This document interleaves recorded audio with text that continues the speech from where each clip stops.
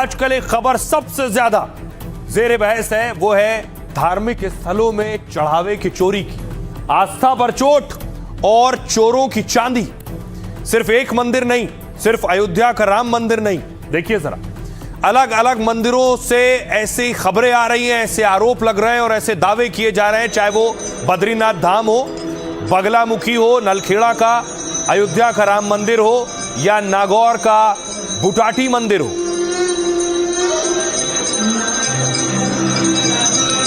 इन सभी जगह पर चढ़ावा चोरी की खबरें सामने आई हैं जो हिला देने वाली हैं। लेकिन इसके साथ ही एक और बड़े मंदिर, वैष्णो देवी मंदिर, लोगों का बड़ा और भक्तों की बड़ी भीड़ वहां पहुंचती है वैष्णो देवी मंदिर में।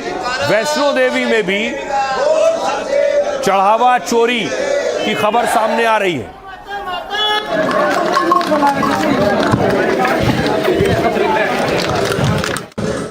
देखिए जरा किस किस मंदिर से कितना कितना चढ़ावा चोरी की खबर मिल रही है। सबसे पहले देखिए वैष्णो देवी मंदिर कटरा में 500 करोड़ रुपए से ज्यादा की चोरी का दावा किया जा रहा है, आरोप लग रहा है। बद्रीनाथ धाम, यहां भी करोड़ों की चोरी का आरोप लग रहा है, आंकड़े साफ नहीं है। राम मंदिर अयोध्या में विपक्ष कह रहा है 200 करोड़ की चोरी हुई है, तो ट्रस्ट के कोषाध्यक्ष ने कहा है 3 करोड़ की चोरी हुई है।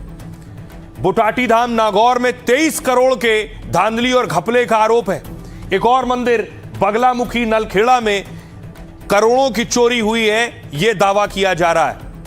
अब सवाल यह है, अलग अलग मंदिरों से खबरें मिल रही है, लेकिन वैष्णो देवी से खबर आना और ज्यादा चौंकाता है। रिपोर्ट देखिए जरा। क्या मंदिर मंदिर लुटेरे पहुंच गए हैं? पहले राम मंदिर में चढ़ावा चोरी की खबर से देश सन्न रह गया और अब वैष्णो देवी के दरबार में चांदी चोरी का बड़ा खुलासा हुआ है। खबर है कि वैष्णो देवी को मिले चढ़ावे में 500 करोड़ की चांदी नकली मिली है। जिस वैष्णो मंदिर को देवी का सबसे पवित्र धाम माना जाता है और जिस वैष्णो देवी की यात्रा पर साल भर आम से लेकर खास हस्तियों की कतार लगी रहती है, वहाँ इतनी बड़ी हेरफेर और धोखाधड़ी कैसे हो गई? किसके इशारे पर आस्था से खिलवाड़ हो रहा है और कैसे बड़े बड़े धार्मिक स्थलों पर चोरी की चांदी है? तो वैष्णो देवी से चौंकाने वाला मामला सामने आया है। राम मंदिर के बाद वैष्णो देवी के चढ़ावे पर बड़ा खुलासा हुआ है। वैष्णो देवी के चढ़ावे में 500 करोड़ की नकली चांदी मिलने का दावा है और नकली चांदी मिलने का यह मामला अब अदालत तक पहुंच गया। जम्मू कोर्ट ने 29 जुलाई तक सभी रिकॉर्ड और सबूत पेश करने को कह दिया है। वैष्णो देवी दरबार में नकली चांदी का मामला एक वकील दीपक शर्मा ने उठाया। वकील दीपक ने मंदिर के चढ़ावे में हेरफेर और भारी गबन की शिकायत की। आरोप लगाया कि चढ़ावे में मिली 20 टन यानी 200 किलो चांदी में मिलावट है। वैष्णो देवी श्राइन बोर्ड ने 20 टन चांदी को गलाने के लिए दरअसल सरकारी टकसाल भेजा था। जो चांदी चढ़ावे पे आती है वो टकसाल भेजी जाती है गलाने के लिए।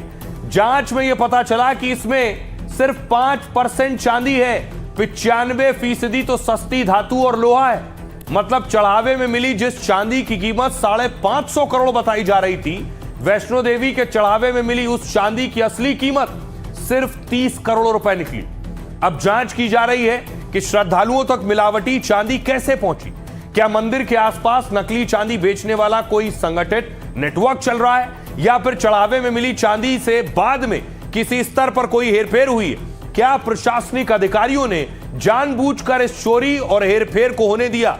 आरोप है कि क्राइम ब्रांच श्रीनगर से जम्मू तक एक्शन के लिए मंजूरी लेती रही, जबकि वो खुद एफआईआर दर्ज कर इतने बड़े चोरी के केस की कार्रवाई कर सकती थी। क्या इसलिए अदालत ने रिकॉर्ड और रिपोर्ट के साथ जांच अधिकारी को बुलाया है?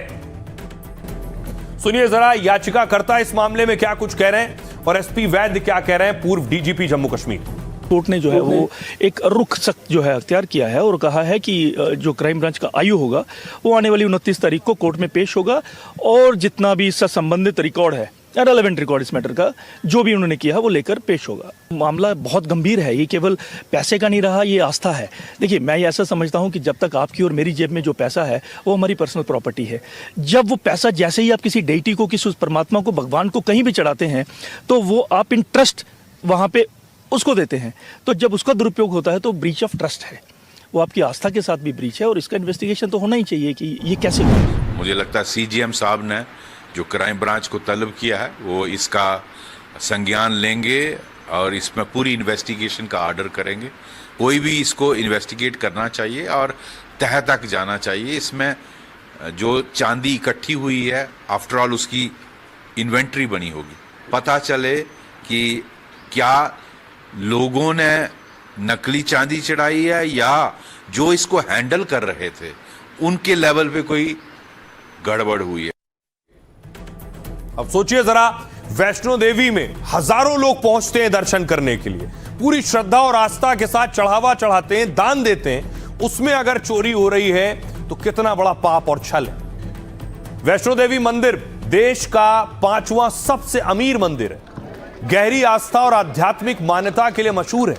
इसे 108 महाशक्ति पीठों में से सबसे खास माना जाता है। मान्यता है कि यहां पर माता सती का मस्तक यानी सिर गिरा था। वैष्णो देवी मंदिर की मुख्य गुफा में माता की कोई मूर्ति नहीं बल्कि 3 प्राकृतिक पत्थर हैं जिन्हें पिंडियां भी कहते हैं। कटरा से 13-14 किलोमीटर की खड़ी चढ़ाई पर चलकर यहां पहुंचते हैं। करीब 5000 फीट की ऊंची पहाड़ी तक पहुंचना मुश्किल होता है, लेकिन हर साल 80 लाख से 1 करोड़ भक्त वैष्णो देवी दरबार पहुंचते हैं। इस बार जून महीने तक ही वैष्णो देवी में 50 लाख से ज्यादा श्रद्धालु आ चुके हैं और इसके पीछे माता वैष्णो देवी श्राइन बोर्ड के इंतजाम को भी अहम माना जाता है, जो भीड़ संभालने से लेकर भक्तों के रहने और यात्रा का इंतजाम देखते हैं। भक्तों से मिले दान और चढ़ावे का इस्तेमाल भी वैष्णो देवी श्राइन बोर्ड करता है। वो इस पैसों से यात्रियों की सुविधा और सामाजिक कल्याण के काम करता है। जम्मू कश्मीर के उपराज्यपाल इसके अध्यक्ष होते हैं और साथ में 10 सदस्य होते हैं। जिस ट्रस्ट और यात्रा पर करोड़ों की आस्था है वो भी अब सवालों के घेरे में है। सुनिए जरा इस आरोप के बाद सियासतदान क्या कह रहे हैं। आस्था का विषय जब भी होता है, उस आस्था के विषय के अंदर अगर कहीं पर भी कोई भी अगर ऐसी चीज़ अगर सामने आती है तो पूरी तरह से जांच होनी चाहिए। दूध का दूध और पानी का पानी होना चाहिए। जो लोग भी यहाँ पर चंदा चढ़ाते हैं उनको पूरा हक है जानने का। तो मुझे लगता है जब भी हमारे देश के अंदर आज भी अगर आप देखिए कानून सबसे ऊपर है। आप भी आज भी 2 इंसान अगर सड़क में लड़ते हैं तो कहते हैं I will take you to court. इसलिए मैं पूरी तरह से भरोसा है खुद ब खुद सबके सामने आ जाए। श्राइन बोर्ड में जो चांदी का घोटाला हुआ है, 550 करोड़ रुपए के करीब की चांदी और पता चलता है कि 30 करोड़ रुपए की रह गई, ये बड़ा दुर्भाग्यपूर्ण है। और एलजी मनोज सिन्हा साहब श्राइन बोर्ड के चेयरमैन हैं, उनको संज्ञान लेना चाहिए। जल्द से जल्द उनको इसके ऊपर इंक्वायरी करवानी चाहिए, एफआईआर होनी चाहिए। माँ वैष्णो देवी पे हर श्रद्धालु की एक श्रद्धा है। जब कहीं ऐसी कोई बात आती है तो श्रद्धालु का मन भी डगमगा जाता है। इसलिए जल्द से जल्द इंक्वायरी करके दूध का दूध और पानी का पानी हो जाना चाहिए। आने वाले समय के अंदर, भविष्य के अंदर भी ऐसी कोई बात ना आए, इसके ऊपर भी कोई ठोस कदम उठा लेने चाहिए। अब देखिए जरा, दरअसल मंदिरों में करोड़ों रुपया चंदा और दान और चढ़ावा आता है। अलग अलग मंदिरों में कई 100 करोड़ रुपया का चढ़ावा आता है और उन्हीं मंदिरों में क्या चोरी और किसी तरह से धांधली हो रही है। देखिए, तिरुपति बालाजी में 1600 करोड़ रुपए का चढ़ावा हर साल आता है। शिरडी मंदिर में 600 करोड़ रुपए का चढ़ावा आता है। पद्मनाभ मंदिर में 500 करोड़ रुपया का दान आता है। वैष्णो देवी में भी लगभग 500 करोड़ रुपए का दान हर साल आता है। सोना चांदी भी इसमें शामिल है। सावलिया सेठ में भी 300 करोड़ का दान और चढ़ावा आता है। राम मंदिर में भी लगभग एक साल में 150 करोड़ का दान और चढ़ावा आता है। और राम मंदिर में चढ़ावा चोरी के बाद सियासत भी तेज हो गई है, क्योंकि अयोध्या उत्तर प्रदेश में और उत्तर प्रदेश में 27 में चुनाव है। ये तस्वीर आप देख रहे हैं, कांग्रेस प्रोटेस्ट कर रही है, प्रदर्शन कर रही है अलग अलग राज्यों में।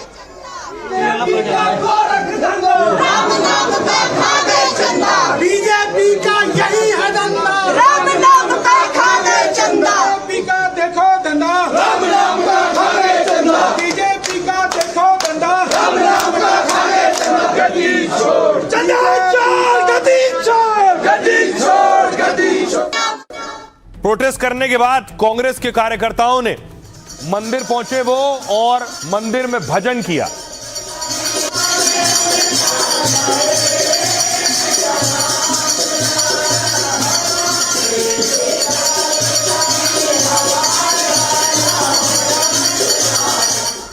शिमला के अलावा कुल्लू में भी कांग्रेस के कार्यकर्ता मंदिर में भजन कर रहे थे, हनुमान चालीसा का पाठ कर रहे थे।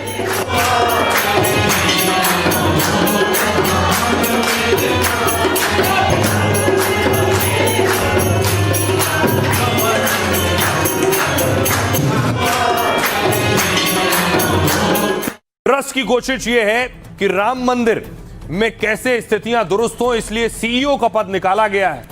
लेकिन सीईओ के पद की योग्यता क्या होगी, मैंने कल आपको बताया था। लेकिन सीईओ के लिए पहला आवेदन किसने दिया है?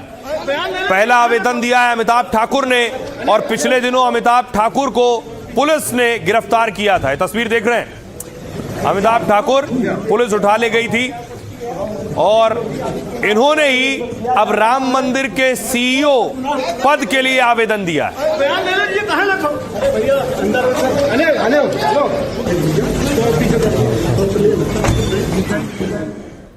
अब देखिए जरा कि ट्रस्ट के सीईओ क्या अमिताभ ठाकुर बन जाएंगे? हैं कौन अमिताभ ठाकुर, आपको बताऊं। ट्रस्ट के नए सीईओ पद के लिए, ये पूर्व आईपीएस है, अमिताभ ठाकुर ने भी अप्लाई किया है। उन्होंने कहा सीईओ के लिए जो अनुभव मांगा है मैं उसमें बिल्कुल फिट बैठता हूं। अमिताभ ठाकुर ने स्वयं को हिंदू सांस्कृतिक परंपरा से जुड़ा हुआ बताया। साल 2021 में अमिताभ ठाकुर यूपी में आईजी के पद से रिटायर हुए थे। उत्तर प्रदेश के कई जिलों में एसपी और एसएसपी के पद पर भी तैनात रहे। नौकरी करते वक्त अमिताभ ठाकुर का नाम कई बार विवादों से जुड़ा। उन्होंने कई बार बड़े राजनेताओं के खिलाफ सीधा मोर्चा खोल दिया।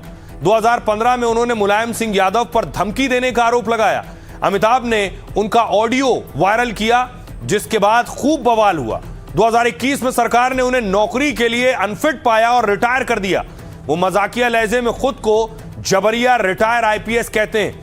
उन्हें पिछले साल दिसंबर में एसआईटी ने धोखाधड़ी मामले में गिरफ्तार किया था।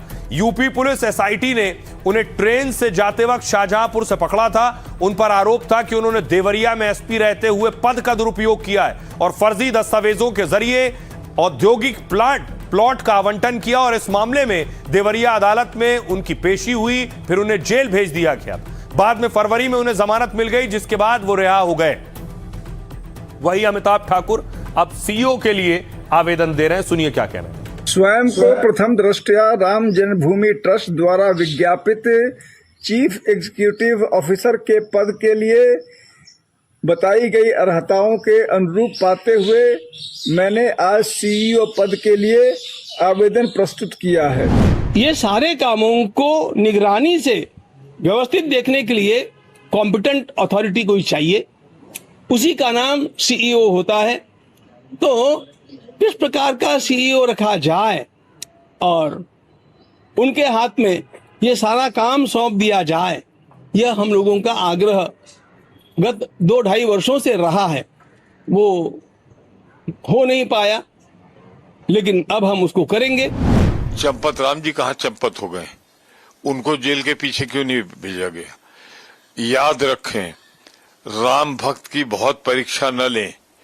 जिस तरीके से नई दिल्ली बचा रहा है इन अपराधियों को, भारत की जनता इन्हें कभी माफ नहीं करेगी। तो पहले